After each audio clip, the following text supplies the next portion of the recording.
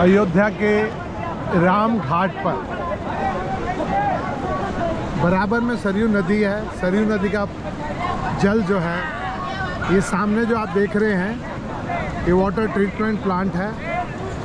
उस जल को स्वच्छ करके यहाँ स्नान के लिए उपयोग में लाया जाता है। बहुत बड़ी संख्या में यहाँ युवा स्नान करने के लिए आ रहे हैं। आप स्वयं देख सकते हैं। ये पौराणिक स्थल है कुछ, इन सब का भी जीर्णोद्धार होना है। ये हनुमान घाट कहलाता है और ये पूरा क्षेत्र राम की पेड़ी के नाम से प्रसिद्ध है। ये देखिए कितना अद्भुत दृश्य, कितनी बड़ी संख्या में श्रद्धालु युवा यहाँ स्नान करने के लिए इस स्थान पर आ रहे हैं। थोड़ा सा हम आपको आगे लिए चलते हैं।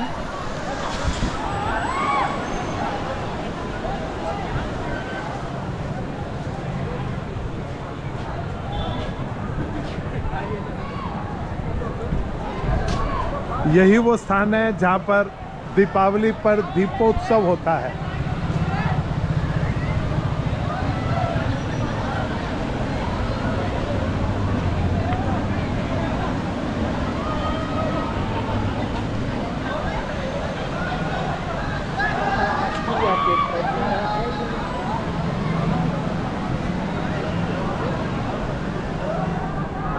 ये आप देख सकते हैं कितने प्राचीन मंदिर,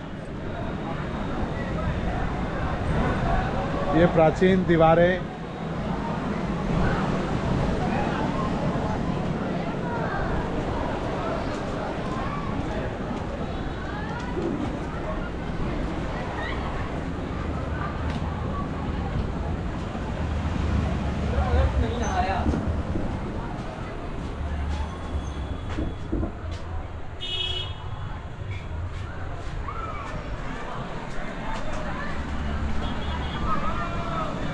अयोध्या नगरी का वो स्थल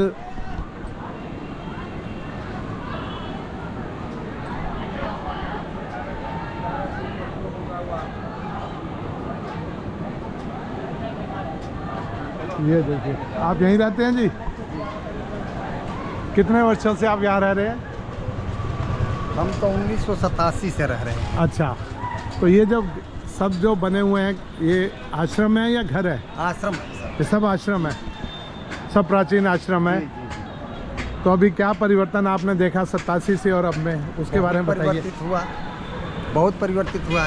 87 से पहले रामपेड़ी नहीं था, रामपेड़ी बना जी।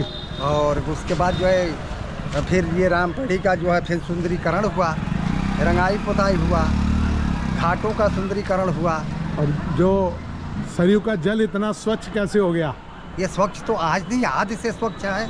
नहीं, पहले तो मैं कुछ वर्ष 10 वर्ष पूर्व आया था, 10 वर्ष पहले। हाँ। तो यहाँ उतना साफ पानी नहीं था। ये जो था, ये पहले जो रामपेड़ी बना था, ये जो है बहता हुआ पानी नहीं था जी। इसको लिफ्ट नहर बनाया गया था, तो कचरा इसमें रुक जाता था जी। और जब जोगी जी का सरकार हुआ तो इसका जो है कचरा जो है इसको बहता हुआ बनाया गया जी। इधर से तो लिफ्ट नहर बनाया गया, लेकिन उधर जो निकालने वाला था, निकास जो था, वो ले जाकर के सरयू में डाला गया। फिर वो डाला, मतलब सरयू का जल घुमा करके फिर सरयू में जाता है, शहर से बाहर करके और इसको ले जाकर के उसमें डाल देते हैं। और कितनी बड़ी संख्या में अब स्नान करने के लिए भक्त आते हैं। जो दीपोत्सव होता है, हाँ। वो उसके बारे में थोड़ा बताइए यार। दीप उत्सव इसी प्लेटफार्म पर होता है जी, और बहुत अच्छा होता है। आगे लाखों की संख्या में यहाँ दिए जलाए जाते हैं। यहाँ 9 लाख जो है, अब की बारी जो है 12 लाख दिया जलाया गया था जी। जो 9 लाख इसी प्लेटफार्म पर जलाया गया था। हाँ जी, मौके पर जी जी जी। आप खड़े हैं, आइए। कहाँ से आप आए दादा? मैं बताऊंगा, पहले ये बात कर लो। तो अब आगे आपको क्या भविष्य लगता है अयोध्या का? अब तो राम जन्मभूमि मंदिर भी बन जाएगा। बन जाएगा और अब भविष्य अयोध्या का उज्जवल है। राम जन्मभूमि बनने के बाद अयोध्या का भविष्य बहुत उज्जवल हो जाएगा। यहाँ का जो है पर्यटन आने लगेंगे, यहाँ के रोजी रोजगार में लोगों की बढ़ोतरी होगी, मंदिरों में लोग दर्शक लोग आएंगे, मंदिर का भी व्यवस्था आगे बढ़ेगा। हमारे हिसाब से तो ऐसा ही रहेगा। जी जी जी। तो ये कौन कौन सी आश्रम है यहाँ सारे? ये अलग अलग संप्रदाय से हैं। जैसे आप वर्तमान में सामने जो खड़े हैं जी, ये जो है उदासीन आश्रम है। ये उदासीन आश्रम है जी। ये उदासी संप्रदाय का जी जो है संवत 1613 का स्थापित है। जो हमारे जगत गुरु जी उदासीन आचार्य जो थे श्रीचंद्र भगवान, उन जो गुरु नानक देव के ज्येष्ठ पुत्र थे जी। ये संवत 1613 में यहाँ आकर के और जो है वैष्णव संप्रदाय के महात्माओं से शास्त्रार्थ हुआ। उसके बाद उन्होंने इनको जगह दिया, फिर वो स्थान यहाँ स्थापना किए। फिर संत महंत आते गए और जाते गए, धीरे धीरे परिवर्तित होता गया, बढ़ता गया आगे। और तो बड़ी रोचक बात आपने बताई कि यहाँ गुरु नानक देव के जो ज्येष्ठ पुत्र थे जी, उन्होंने आके हाँ जो है हिंदू संप्रदाय का जो है उन्होंने संचालित किया। जी। गुरु नानक देव जी जो है सिख संप्रदाय को चलाए जी, लेकिन उन्होंने जो है हिंदू और सिख दोनों को चलाया। क्या उनके ज्येष्ठ पुत्र का क्या नाम था? श्री चंद्र भगवान। श्री चंद्र भगवान गुरु नानक देव जी के ज्येष्ठ पुत्र थे, उनके द्वारा स्थापित ये उदासीन आश्रम है जहाँ के आप संत हमारे से इस समय बात कर रहे हैं। बड़ी रोचक जानकारी इन्होंने हमें दी, मैं इनका बहुत धन्यवाद करता हूँ। तो इसी प्रकार से बाकी सब आश्रम भी प्राचीन आश्रम है यहाँ। जी जी जी। चलिए जी, बहुत बहुत धन्यवाद।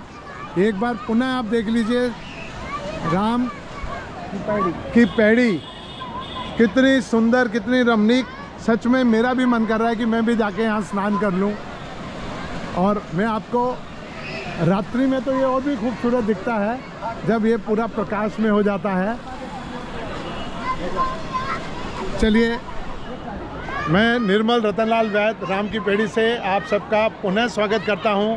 इसी प्रकार से मैं आपको पूरे देश में हमारे धार्मिक स्थल, पर्यटक स्थल, पौराणिक स्थल, उनके बारे में आपको मैं पूरी जानकारी समय समय पर देता रहूँगा। आप भी मुझे सब्सक्राइब कीजिए, लाइक कीजिए और आपके पास में कोई भी ऐसा पौराणिक मंदिर हो उसके बारे में मुझे जानकारी दीजिए। मैं उसकी जानकारी भी पूरे विश्व को अपने चैनल के माध्यम से दूंगा। नमस्कार, जय सीताराम।